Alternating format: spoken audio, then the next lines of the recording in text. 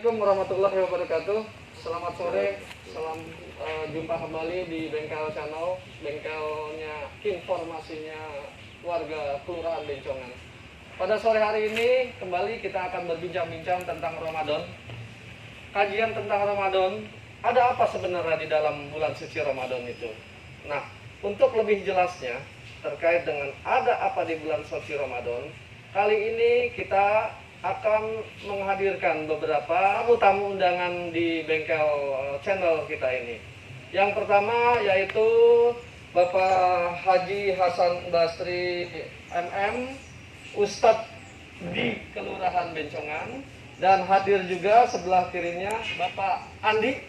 Bapak Andi ini warga yang terdampak COVID-19, dan sebelahnya lagi Bapak Muhdi Somad, Ketua RW 07. Assalamualaikum warahmatullahi wabarakatuh, Bapak-bapak, selamat sore, dan tentunya salam yang paling sangat bahagia buat diri kita, di mana dalam kondisi wabah corona COVID, insya Allah kita selalu diberikan oleh Allah Subhanahu Wa Taala. Pak Ustadz, judulnya ini ada apa dengan Ramadan? Jadi Ramadan itu memiliki suatu kandungan misteri. Ada hal-hal yang besar di dalam Ramadan ini. Tentunya bagi kita Ramadan jangan sampai dianggap biasa-biasa, itu harus bagaimana Pak Ustadz? Dan apa sebenarnya yang ada di dalam bulan suci Ramadan ini? Mungkin Pak Ustadz bisa memberikan satu wejangan buat kita, suatu tausiah buat kita, tentunya buat masyarakat, tentu yang melihat Bengkel Channel ini, ada apa sebenarnya di bulan suci Ramadan ini? Silakan Pak Ustadz. Assalamualaikum warahmatullahi wabarakatuh. Waalaikumsalam warahmatullahi wabarakatuh. Alhamdulillahirrahmanirrahim. Wassalatu wassalamu ala asyrofil anbiya'i wal mursalin wa ala alihi wa sahbihi ajma'in, amma ba'du. Yang terhormat sesepuh yang hadir di Bengkel Channel ini, alhamdulillah hari ini adalah hari yang ketiga acara kita yang digagas oleh Ketua LPM Kelurahan Bencongan. Ya, Pak. Dan alhamdulillah hadir siang sore hari ini saudara-saudara kita dari RW-RW lain. Terima kasih. Sesuai dengan pertanyaan Bapak yang Bapak ajukan, sebetulnya klasik. Bicara Ramadan itu setiap tahun, dari tahun ke tahun, Ramadan tidak bergeser. Karena landasannya adalah Al-Quranul Karim. Ya. Yang paling update adalah surat Al-Baqarah 183 sampai 189. Tema ada apa dengan Ramadan jelas di dalam Al-Quran tersebut. Yang pertama, Ramadan itu akan mencetak manusia-manusia yang bertakwa. La'allakum tattaqun. Agar mereka orang yang berpuasa itu betul-betul akan menjadi setelah selesai ujian Ramadan, daya ketakwaannya kepada Allah meningkat. Sebab saya selalu katakan Ramadan kuncinya cuma dua, imanan wahtisaban. Landasannya iman dan tanpa pamrih, itu ihtisaban lillahi ta'ala. Jadi apa yang kita lakukan dari semenjak kita bersahur sampai menjelang futur, itu semua nuansanya adalah nuansa menuju ketakwaan kepada Allah Subhanahu wa Ta'ala. Sebagai contoh, kita punya istri, karena kita tidak sholat ke masjid, kita menghormati PSBB umpamanya, tidak masalah kita sholat di rumah. Tetapi dimohon lalakum tattaqun itu, kita sebagai imam, kita sebagai kepala rumah tangga harus berdiri tegak di depan istri kita dan anak-anak kita. Anak-anak juga ada bapak-bapak di antara kita yang punya kelebihan rezeki dari Allah Subhanahu wa Ta'ala. Momentum Ramadan tahun inilah, sebab saya selalu berpikir, mungkinkah kita ini sampai tahun 1442 tahun depan? Mungkin tahun inilah tahun akhir kita mencicipi kehidupan dunia ini. Karenanya berbekal ketakwaan itu, maka kita yang mempunyai materi-materi lebih yang diberikan oleh Allah, mari kita mengenal zakat, mengenal infak, mengenal sedekah. Infak itu kita berupaya untuk mengeluarkan sebagian rezeki yang diberikan oleh Allah sesuai dengan kemampuan kita masing-masing.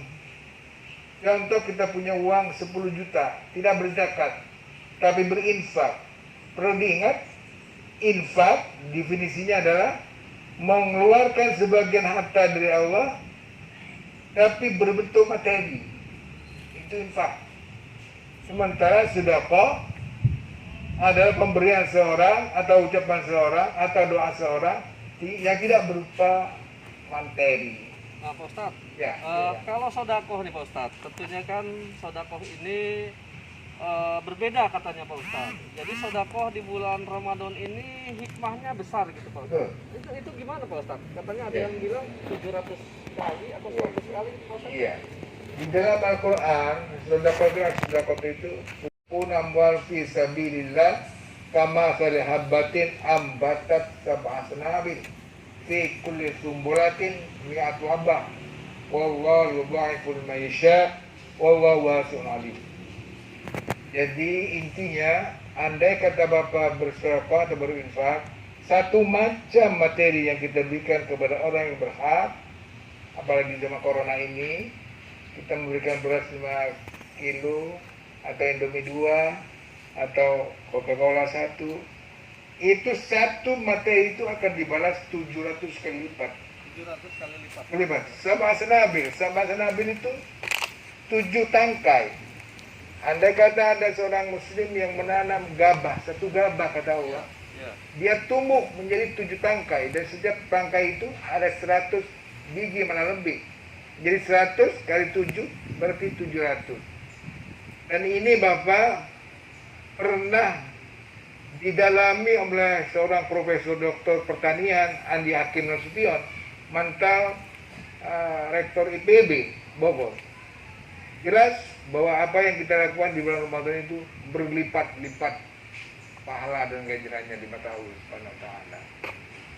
Itu kalau maka Rasulullah menegaskan as-shadaqatu tadfa'u sab'ina balaya.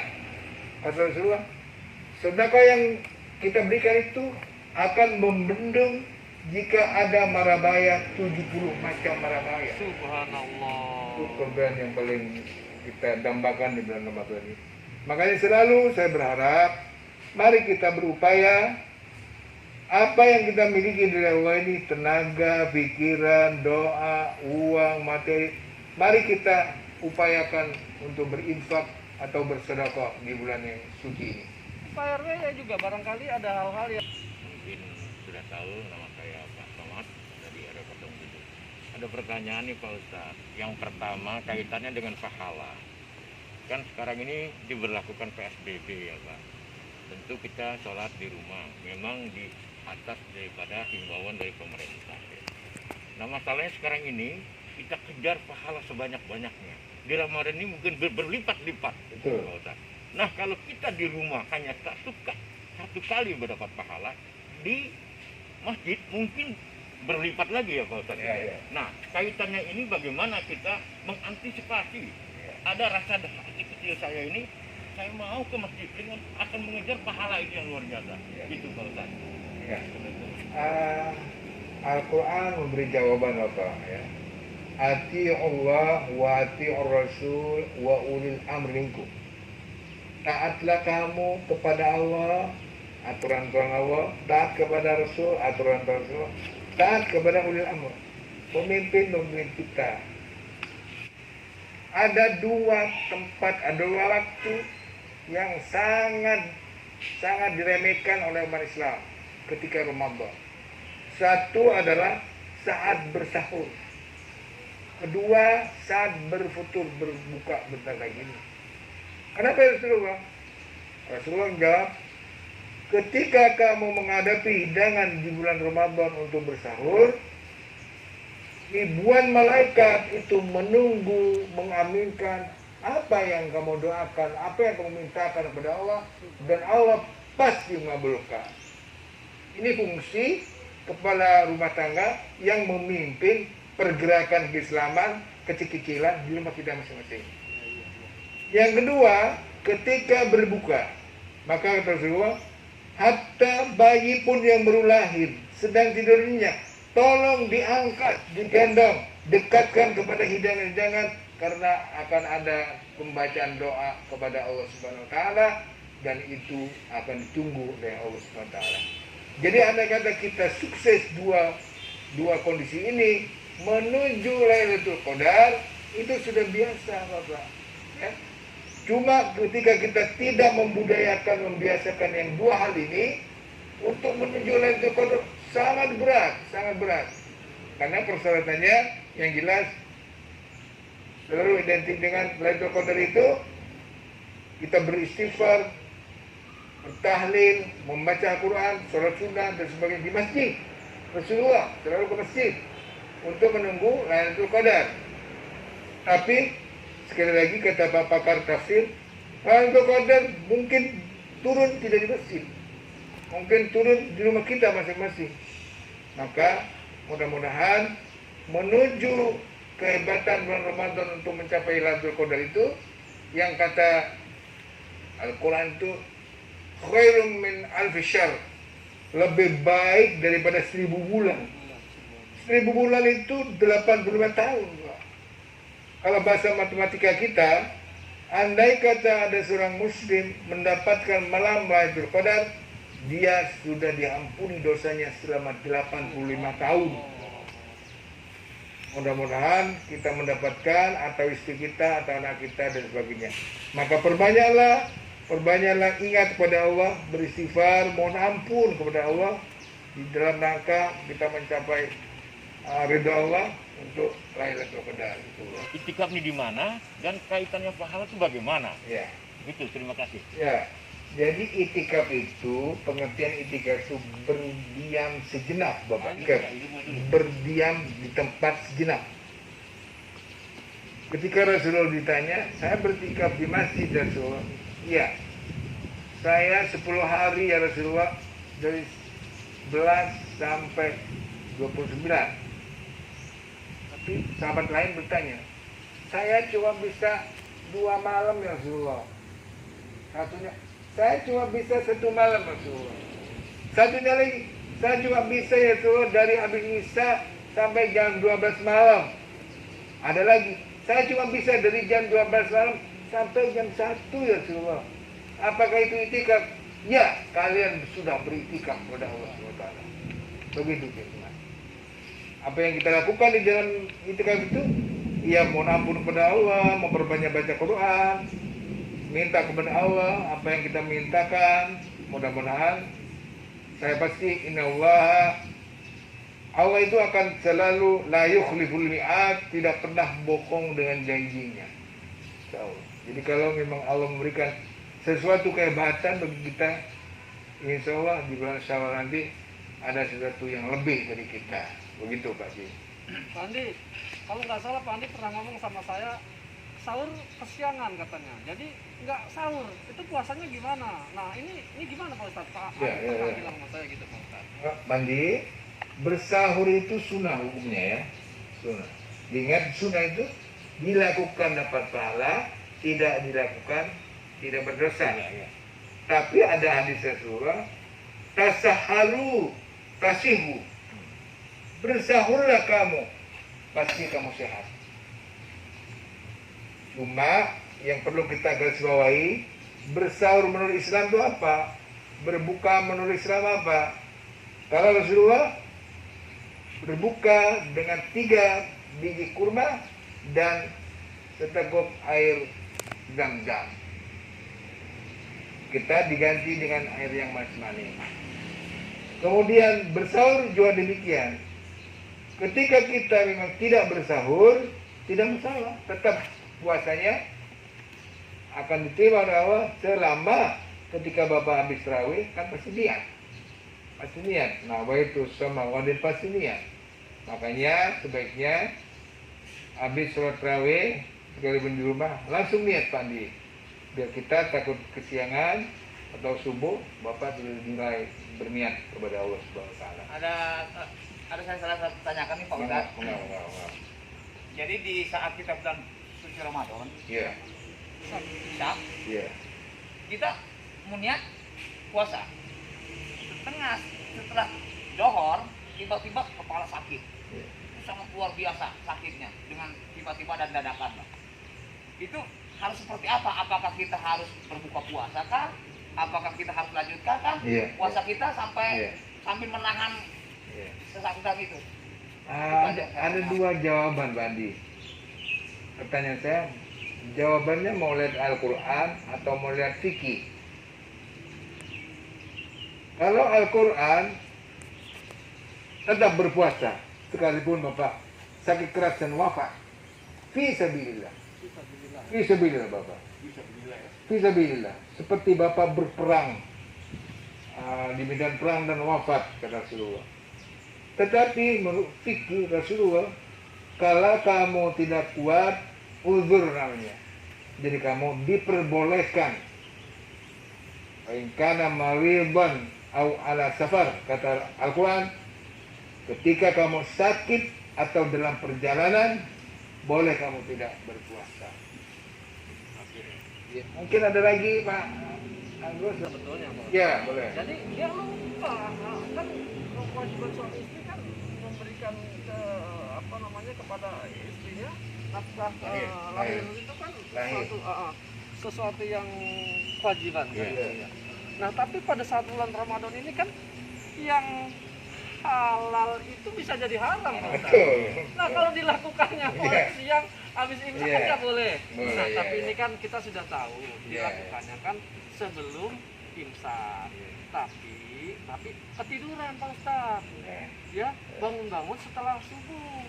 Nah itu kan bagaimana dengan hadas Iya. besar? Maksudnya nggak junub ya? Nggak junub. Iya. Ya, Bab, kita sebagai suami istri berhubungan itu wajib.